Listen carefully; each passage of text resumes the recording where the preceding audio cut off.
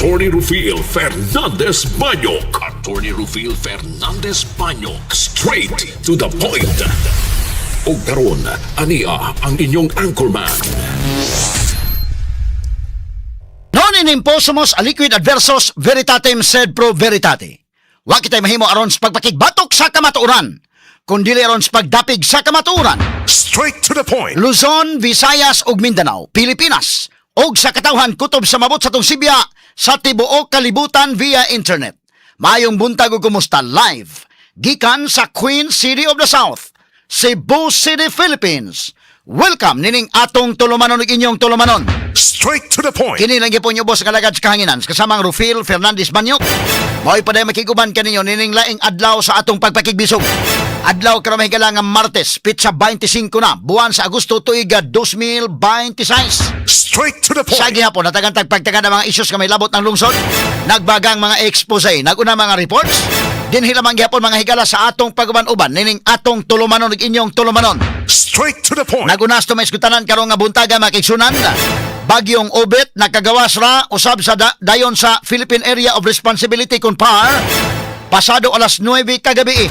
Straight to the point. Duha ka tropical cyclone gawas sa PAR ang padayong gimonitor karon sa Pag-asa. Straight to the point. Samtang sa laing bahin presyo sa mga produktong petrolyo subling mosaka sugod karong mga orasa. Straight to the Ang point. diesel mosaka og 2 pesos og 30 centavos ang matag litro. 10 pesos ang gasolina. Og inguman ang kerosene mutaas og tag piso ang metro. Straight to the point. Ang litro tagatanig pagtagad butaga sa atong pagban-uban nining atong tulumanon ug inyong tulumanon. Straight to the point. Samtang sa laing bahin tulo ka mga eskwelahan sa Subo nakadawat og mga hulga nga niresulta sa pagkasuspenso sa ilang face-to-face nga klase. Straight to the Ang point. tulo mao ang Don Vicente Rama Memorial National High School sa Basak San Nicolas, Mactan National High School ug inguman ang Lutod National High School sa Pinamungahan. Straight to the point. Unsa naman yung mga hulga ron mga higala, ha? Gituyo ba mga hulga makigalaan nga ting exam?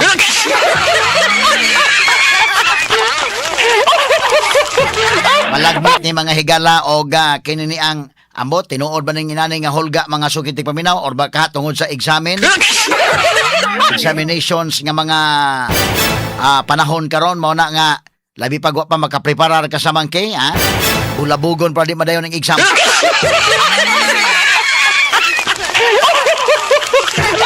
Ini nga gid pakatawa mga higala. Samtang sa pikas gabahin pero maayo nga dili po nato i-underestimate kasi bako uroy indayken. Mo na nga kinahanglan ta mahigala og hugot nga bantay sa atong mga eskwelahan. Dunay pagtinabangay mga higala. Labi na mahigala sa mga campuses nga ang mga estudyante nga makasulod siguroon mahigala nga way mga armas nga dala, ha? Straight to the point. Sa laing bahin Department of Environment and Natural Resources 7 kon DENR nilibkas na sa cease and desist order sa Binaliw Landfill. Straight to the point. Sa may pasabot ani mga higala humana sa imbestigar. Apan dili pa dayon makalabay ang syudad sa basura niini tungod kay kinahanglan pa kini nga moagi og mga proseso. Straight to the Kay point. karon mahigala nga kasilado ang Binaliw Landfill nagkalisod sa mahigala ang syudad asa mo labay sa basura. Straight to the point. Katas ning pagtagad butaga sa atong pagban-uban mahigala ning atong tulumanon ug inyong tulumanon. Straight to the point. Samtang Regional Wage Board 7 nisugod na sa ilang public consultation kabahin sa gitunguha nga usbaw sa sweldo. Straight to the point. Ang employers sector mga kagilaan dili hingpit nga supak sa laing usbaw apan kung do naman kinahanglan nga makaya usab kini sa business sector subay usab sa ilang sitwasyon sa pagkakaron. Straight to the Kay point. kining grabe mahigalang krisis sa ekonomiya matod pa daghay na apektahan tinuod ba po day doon na mga establishments indaykin nga manirado, no? Muralag inani lang ang sitwasyon, muralag wa mahigala pero daghan ang naapektahan o buari ka sa MIPS mahigala daghan pa ang apektado sa diha mga sukin tigpaminaw. Ari ka mga kagalaan sa even sa mga restaurants day, doon na mga manirado, no? O mo na nga ang business sector ingon sila nga wa may supak ana pero siguro alang kanana ang pag-usbaw nga di pud may ingon nga balansihon lang nga dili pud may ingon nga matukmod sa pagpanirado. Straight to the point. At ang pagtagad lubutaga sa atong pagmanuban ining atong tulumanon ug inyong tulumanon. Straight to Kay the grabe point. ang atong nasinati nga problema sa natad sa ekonomiya karon. Unya kay bisan nagkalisod ng ekonomiya, may na po lingaw-lingaw na po tag impeachment.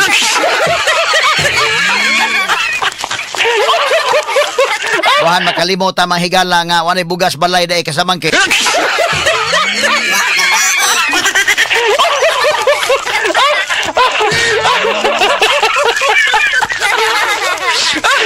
Ato lang agi kato katawa mahigala. Kay kining impeachment trial mga kaigalan ika-17 ka adlaw na kagahapon. So 17 mga higala times 25 million per day na nasa 425 million ang gasto. Straight to the point. Gikan sa buhi sa katawhan may gala 425 million ang gigasto na so far sa 17 days sa impeachment trial. Straight to the O point. abot yun ni mga kailangan og 90 days 2.2 billion kapin ang gastuhon mga sukit tig paminaw. Straight to the point. May na nga ang mga tao tan-aw lang mo libre ning maong sirkos. Paid for by the taxes of the Filipino people. Ato na ni agi kato katawa mga sukit tig paminaw, no? Doon ay mga updates ta sa impeachment kagahapon ato sa ni tagag pagtagad mga higala sa atong pagbanuban usab ning atong tulumanon ning inyong tulumanon. Straight to the Kay point. kadtong special disbursing officer nga si Gina Acosta nahuman ang iyang testimonya kagahapon human sa direct examination, cross examination, redirect, recross og ang mga senator judges ng utana na terminated na mahigala ang testimonya ni Gina Acosta. Straight to the point. Kanunay mga higalang sikat sa pamahayag ni Gina Acosta si Colonel Lachica. Straight to the point. Ana nga mayo og si Colonel Lachica ipatawag nila. Kay mauman mahigalay kanunay gyud nga maminsyon ni Gina Acosta. Straight to the Mamay point. kanunay sikat. Kay si Gina Acosta magod limited ra ang iyang i-testify mga kagilan isip special disbursing officer limitado ra sa pag kobras kwartas bangko iyang gihatag kang Colonel Lachica unya pag liquidate anak mahigala gisubmit sa kuwa. Pag abot mahigala sa actual confidential operation intelligence operation wa sa mga kaygala ay knowledge labot ana. No ato ni tagag pagtagad ba kay laman niyang giingon nga gitunol niya kang Colonel Lachica na mahigala maoy implementar sa mga intelligence works sa mga sukit paminaw kay siya expert anang butanga. Straight to the point. Kantanig pagtagad robutaga mga sukit paminaw no sa atong pagbanuban ning atong tulumanon inyong tulumanon. Straight to the point. Although mga kaigalaan kining testimonya ni Gina Acosta wa nagibag-oan kay nahuman na ni mahigala sa Quadcom nahuman na mga kaigalaan sa House Committee on Justice. Kining iya mga testimonya na balik na lang ni mga kaigalaan pero atol sa cross examination na emphasize nga samtang mayor si Sara Duterte dito kinis Gina Acosta maode gihapon mahigalay special disbursing officer Straight to the point. dito sa Davao City.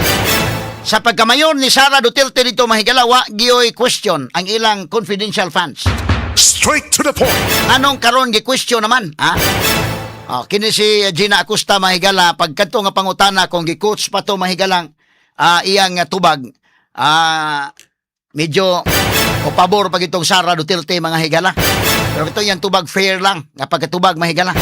Ito pangutana ba nga nganong man ka dito sa Davao waman mo ma-question na sa Davao.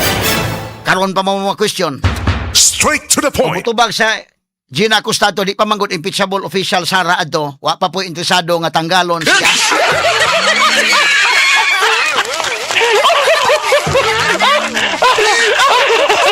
Karon manggod gitirahan sa maayo kay aron dili makadagan. Ato na tagag pagtagad robutaga mga kaigalan sa atong manuban ining atong tulumanon ug inyong tulumanon. Straight to the So point. kanang gibuhat ni Gina Acosta mo ra na yung gibuhat sa unas Davao. Kasi Sara Duterte mo pa'y mayor sa Davao kay doon naman sila mga higalay confidential funds ito. Ang pamaagis pag liquidate maura, ha? Pero why question? Pero karon na ay question kay mo lagi na i-impeach gud siya. Straight to the point. Tagan-tanig pagtagad robutaga. Sa man i-impeach tungod kay accountable siya? O i-impeach aron di kadagan? Ana og dili gyud makadagan si Vice President Sara Duterte iya gyud ang kapalaran. Dadawaton gyud na mahigala sa mga royalista sa mga Duterte ha. Kay daw na mga butang nga biyan sa kontrol sa tao. Pananglitan mahigala karon og ikonbikto gyud si Sara Duterte diha sa impeachment court. Bisan pa man mahigala og Magbagulbol ang mga tao ana, pero og ikonbikto gyud sa number mahigala nga 16 kuna kung magkakuha. Pero dili magkakuha og 16, ikonbikto gyapon kay sila may magbuot og pila ilang gusto nga number. Ay gawa sa podon mahigalang huhungiho nga, dili man ka kanang 2/3 man pasabot nga 16.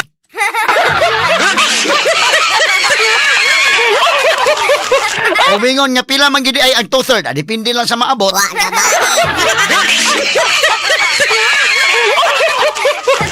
So kung makonbikto Sara, iya gyud na nga kapalaran. Ha? Naon kung di makonbikto, iya po ng kapalaran. Straight to the point. Nga mahimo siyang sunod nga presidente mahigalas nasod, iya ng kapalaran. Straight to the O point. di gyud mahimo nga presidente sa nasod, iya gyud ang kapalaran sad. Straight to the So point. dawaton gyud na sa mga tao, ay dir nga asa dapit mahigala nga loyalista kay grabe na gud ang naagian ni Sara karon. Ha? Grabe na kay iya naagian karon. Kung makasurvive pa siya ni ana, bot pasabot para iya yun. Straight to the Di point. na gani sa kasurvive ana, bot pasabot dili gyud para iya. Straight to the point. May ako ngadto ni manghigalang balhin ni Basti. Or baka day mo balhin pag yung Ruben Padilla na. May gidangat.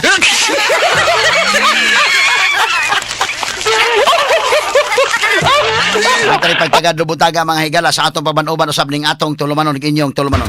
Straight to the point. Samtang si Special Disbursing Officer Gina Acosta na himong emosyonal dihang gipangutanan ni Senador Amy Marcos. Kumusta ang bana ni ini nga naa sa Tambalanan? Atol na kini sa ikidisite nga adlaw sa impeachment trial kagahapon. Ang bana din Acosta mahigala naa sa hospital. Straight to the point. O din niyang gibisita dito sa Davao. So samtang nagatubang si Gina Acosta dito, nanubag siya mahigala sa mga pangutana. Pero doon na pa yun siya mahigalay mas grabe pa nga pagsulay pod sa ilang pamilya. Straight to the Pero point. bisan pa manana, naningkamot si Gina Acosta panubag dito mga sukid tig paminaw. Straight to the Ato point. nga tagag pagtagad mga kagalaan. Kung dapig ka mga higalas mga Duterte, mingon ka maayong pagkatubag ni Gina. O dili ka dapig, mingon sa man na iyang tubag. Pero tinulay lang, kung imong evaluate, katong tubag ni Gina day, maura gito iyang tubag kay limited lamang gid siya. Wa man say labot dito sa actual operation mo na nga ngatong ipaabot nga i-present sa prosecution katos nila chika, ha? O gusto kita masayod og palawman mahigala unsa ditong intelligence operation dito gyud. Kaya wa naman ingon mo testimonya ni Gina Acosta nga iya ang gitunol ngadto mahigala, iyang release ang kwarta ngadto kang Colonel Chica.